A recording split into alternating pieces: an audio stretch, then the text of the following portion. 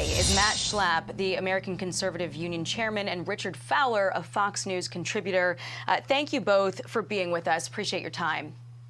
It's good to be here, Jackie. So yesterday, the president addressed the mayor's conference, and we didn't hear him bring up crime very much during his address, even though so many of these big cities are dealing with the surge that we've been watching for months. The White House has resisted weighing in on policies from some district attorneys who've come under fire for downgrading or not prosecuting crimes.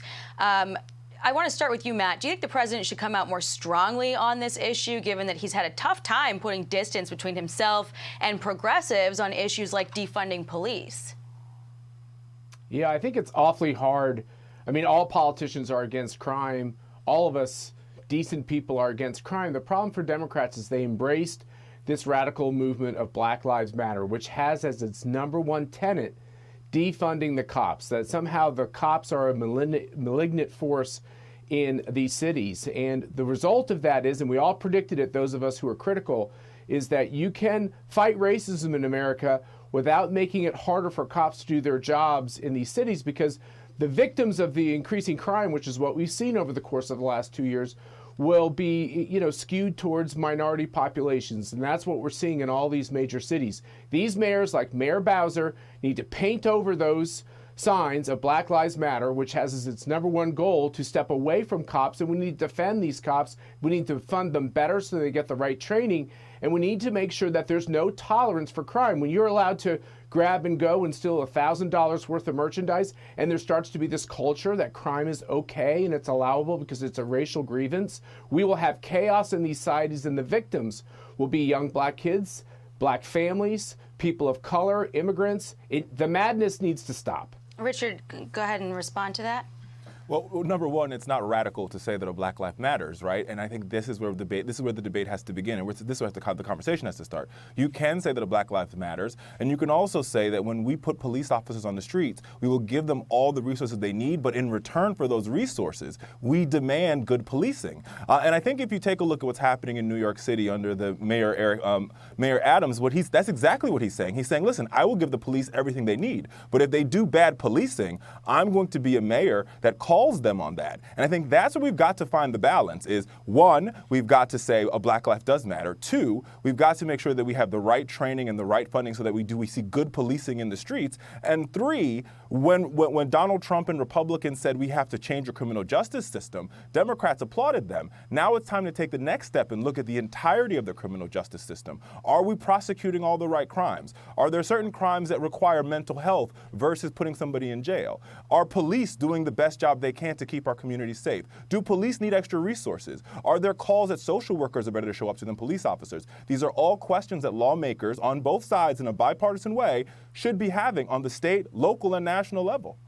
Yeah, to your point, Jackie, can I just say? Go ahead. Can I just say real quickly? Yep. That the organization Black Lives Matter Incorporated has as its #1 policy goal defunding the cops. You can't both defund the cops and then say actually cops should get more funding for training. I agree with Richard. They should get the resources they need. But Black Lives Matter as an organization, you cannot both endorse that organization and say you're for cops and say you're for more funding. It's illogical. Herein lies the problem. All throughout communities of color, and in that matter, all throughout America, whether it's Black homes or white homes or Hispanic homes, folks have Black Lives Matter t-shirts, Black Lives Matter face masks, Black Lives Matter yard signs because they believe that a Black Lives Matter. And you could believe that a Black Lives Matter. That's not mutually. Well, excuse me. Let's pull this and back that's not mutually exclusive for a with moment. saying that we want good policing. Let's pull this back for a moment because, Richard, you touched on something I want to dive into, which is some of the policies from these district attorneys and prosecutors who are trying to determine how they want to approach certain crimes. And you had the Manhattan DA, Alvin Bragg, had to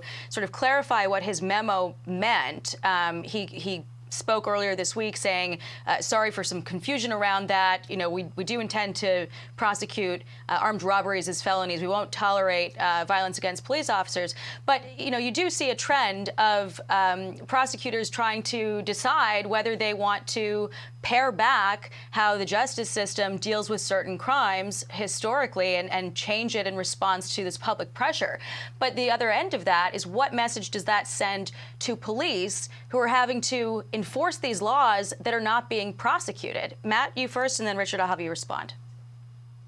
Yeah, look, the American Conservative Union, which I chair, is the leading voice in conservative circles on criminal justice reform.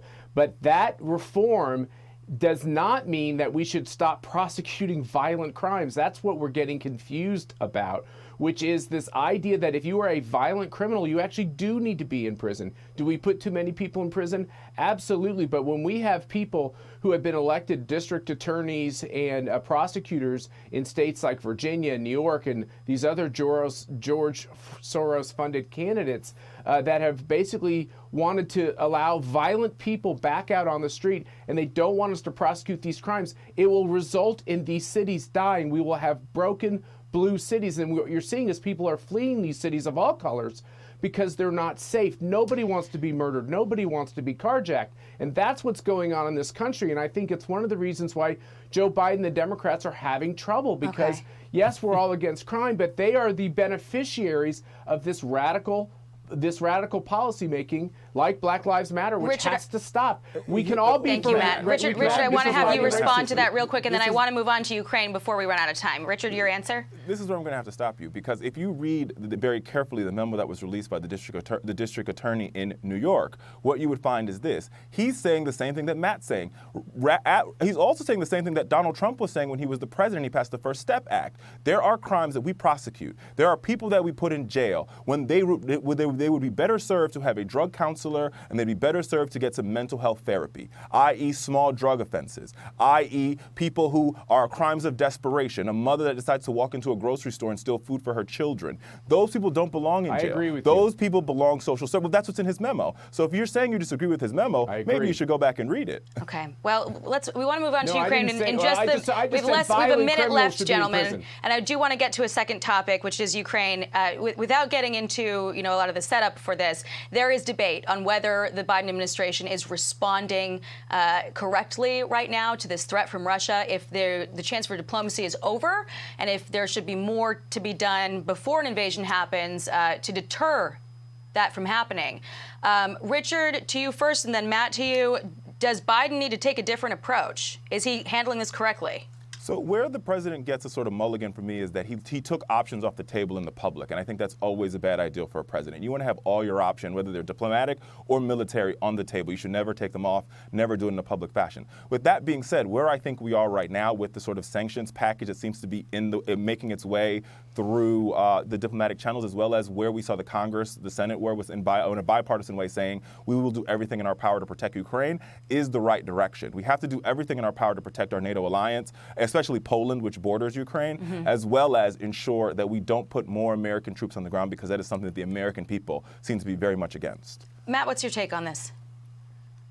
I think this is the problem, is Joe Biden has projected weakness, the opposite of Ronald Reagan, of peace through strength. When we've told our military officials they are to kick out people that won't get a vaccine, brave Marines are getting kicked out of the Marines today because they won't take a vaccine. When we have General Milley saying our number one problem in the military is white rage. It's not white rage, it's Russian rage. It's Chinese rage. That is the reason why we have a military, is so people fear it, and instead we're focusing on all the wrong things. Joe Biden has failed. Well, we've run out of time, gentlemen. It's a spirited conversation as always. Appreciate you both being here.